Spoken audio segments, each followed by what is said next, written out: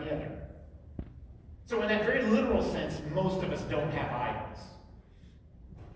But really, let's ask ourselves, and let's not just pull the low-hanging fruit and talk about wealth and talk about status as idols. Well, let's get to what idols really are. For that matter, let's get to what God really means. An idol is that thing to which you give your ultimate loyalty to. It is that thing that you look to for comfort in the middle of the night. It is that thing that you pursue with your whole heart, because if you just had that thing, everything would be all right. Everything would be good. You would be satisfied. You'd be happy. You'd be full. And furthermore, that idol represents that thing which you believe has your ultimate best interest at heart. I mean, it's essentially what it is. I mean, if you spend your whole life chasing after a dollar, it's not a dollar you're chasing after. It's what that dollar represents to you. Financial security.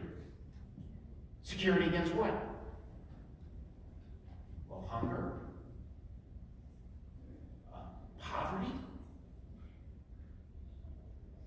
But yet, Jesus says, seek first the kingdom of God and His righteousness. And all these things will be given to you. So Jesus tells us that, listen, don't chase after things. Because what you need, I will provide. But an idol is that thing or things that we seek after with our whole hearts, and we're thoroughly convicted that if we just have that, everything will be fine. Everything will be good. And you see people all the time wrecking their lives over idols. Some of those idols aren't just material things. A lot of them are just emotional, relational things. You think about how many people have been affected by addiction. I know, if I ask how many of you have had a family member or somebody who's been directly affected by addiction, pretty much every hand in here is going to go up. I know that's the case.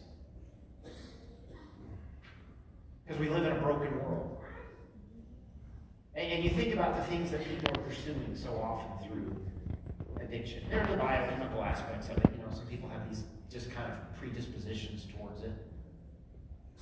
But much of it is just in a pursuit of trying to feel, well, in some cases, anything. Or just peace for a moment.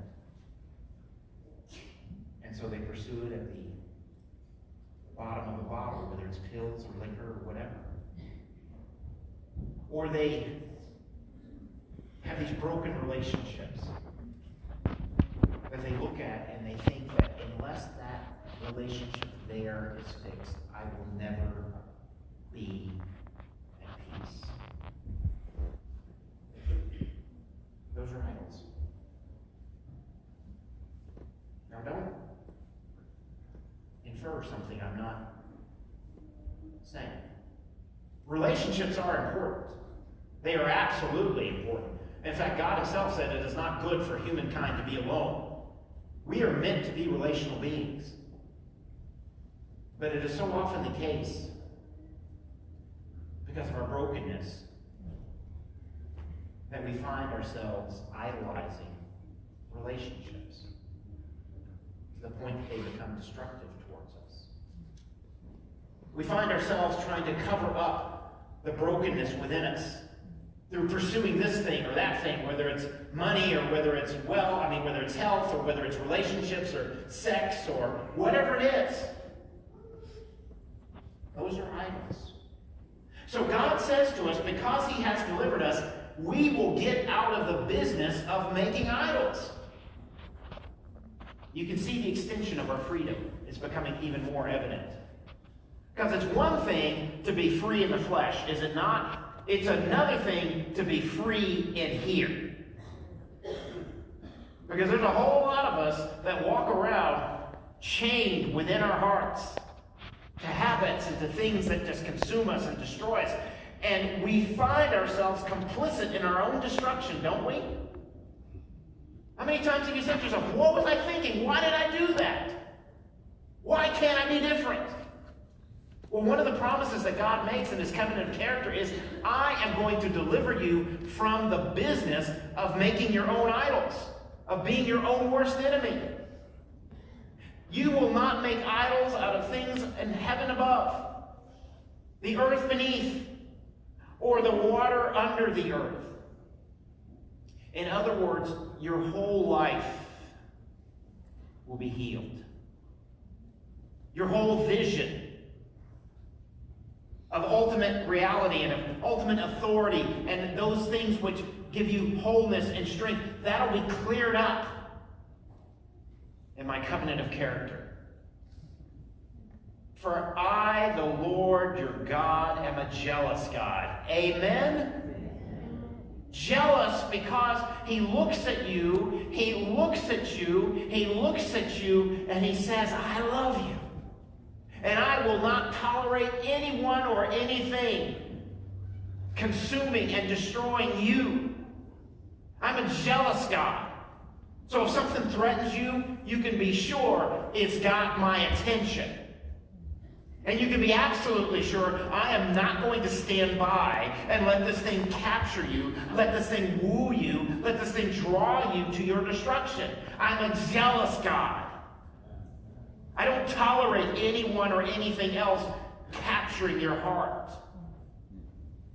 Now, I know because we're fallen people that we think the term jealous, and we're all pushing back against that in a certain way. But God's not obsessive to the point that he just wants to